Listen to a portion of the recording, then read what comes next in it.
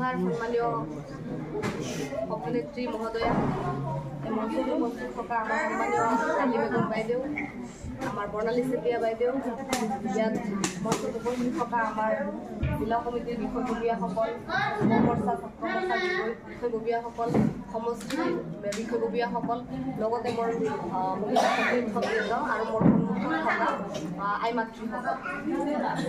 পোনপ্ৰথমে মই আমাৰ নেতা হজৰত মৌলানা বদৰুদ্দিন আজমল চাহাবৰ কাৰণে এটা জোৰদাৰ হাত চাপৰি বিচাৰিছোঁ।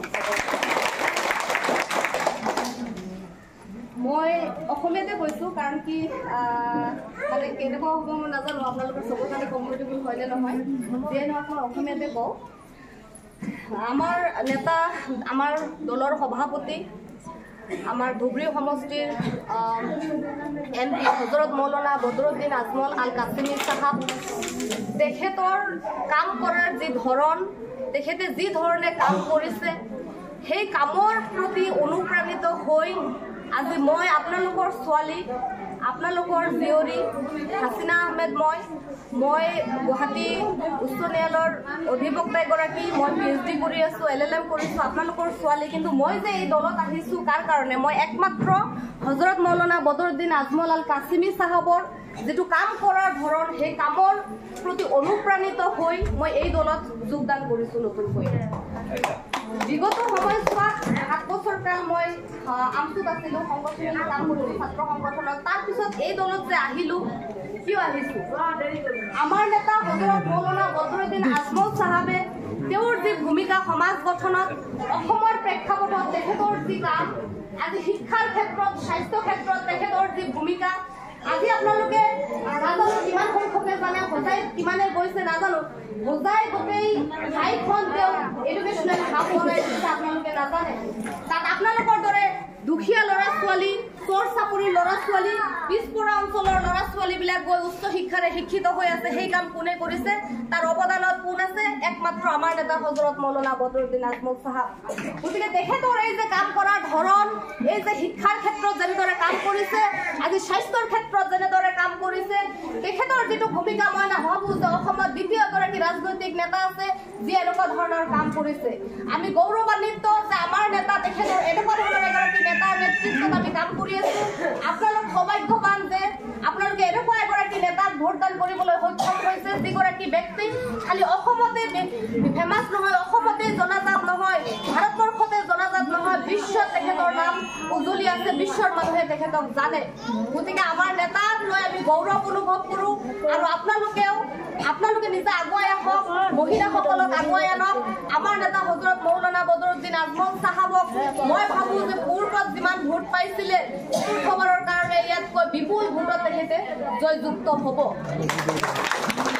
মহিলাসকলৰ আমাৰ সমাজ গঠনত যিটো ভূমিকা, মই নতুনকৈ এই দলত আহিছোঁ, যোগদানৰ পিছতে হুজুৰে এটা কথাই কৈছে যে আমাৰ সমাজ ব্যৱস্থাত 50% মহিলা, সেই মহিলাক নেতৃত্ব দিয়া। তাৰপিছতে সেই কথাত অনুপ্ৰাণিত হৈ মই যিদৰে ওলাই আহিছোঁ, আজি এটা জিলাৰ পৰা মই বেলেগ বেলেগ জিলাত ভ্ৰমণ কৰি আছোঁ। আমাৰ মহিলাৰ সংগঠনসমূহ কেনেকৈ আছে জিলাসমূহত, সেইবোৰ চাই আছোঁ। সাংগঠনিক দিশত মই ভেটি মজবুত হয়নে নহয় মহিলাৰ, সেই বিষয়টো আমি চাই আছোঁ। তাৰ লগতে মহিলাসকলৰ লগত আমি কথা পাতি আছোঁ, কাৰণ আমি জানো যে আমাৰ হুজুৰৰ ভোট, আমাৰ 60%তকৈ বেছি ভোট পায় আমাৰ মহিলাৰ ভোট। গতিকে সমাজ গঠনত মহিলাৰ যিটো ভূমিকা আপোনালোকে জানে।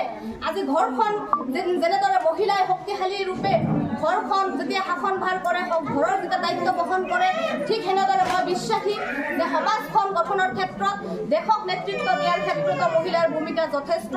গতিকে আপোনালোক মহিলাসকলে নিজকে দুৰ্বল বুলি ভাবিব নালাগে, আপোনালোকে আগুৱাই আহক। আৰু আপোনালোকৰ নিজৰ লগতে আপোনালোকৰ ওচৰ পাজৰৰ যিখিনি মহিলা আছে, চব মহিলাসকলক আগুৱালি লওক, চবকে আগুৱাই আনক। আৰু আমাৰ হুজুৰৰ কাৰণে যাতে আগন্তুক যিটো লোকসভা নিৰ্বাচন আছে, মাৰ্চত হ'ব, সেই নিৰ্বাচনত যাতে আমাৰ হুজুৰে আগতকৈ বহুত বেছি ভোটত আৰু মহিলাৰ যাতে ভোট বেছিকৈ পৰে, তাৰ ক্ষেত্ৰত আপোনালোকে নেতৃত্ব গ্ৰহণ কৰক। তাৰ বাবে মই অনুৰোধ জনাইছোঁ আপোনালোকক।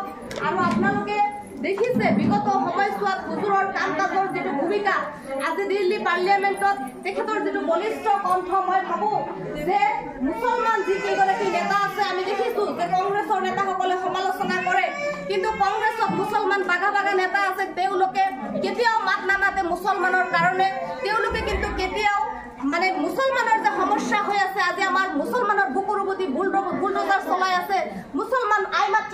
ডিটেনশ্যন কেম্পত থৈ আছে NRCৰ কাৰণে আজি মুছলমান আই মাতৃসকলে যেতিয়া কোৰ্টৰ দুৱাৰে দুৱাৰে ঘূৰিব লগা হৈছে আমাৰ কি স্বাভিমান নাই আমাৰ কি বেয়া নালাগে সেইবোৰ দেখি মোৰ মায়ে মোৰ চাচি মোৰ খালা যেতিয়া ডিটেনশ্যন কেম্পত থাকিব মোৰ কি দুখ নালাগিব যেতিয়া মোৰ আই মাতৃসকলৰ ঘৰ ভাঙি দিব বুলডাজাৰেৰে মোৰ কি বেয়া নালাগিব এই বিজেপি চৰকাৰৰ সাম্প্ৰদায়িক চৰকাৰে যিটো এটা ভূমিকা লৈ আছে আমাৰ মুছলমানৰ ওপৰত যিটো অত্যাচাৰ কৰি আছে তাক লৈ কংগ্ৰেছী নেতাসকলে কেতিয়াও মাত নামাতে সদায় তেওঁলোকে চাইলেণ্ট হৈ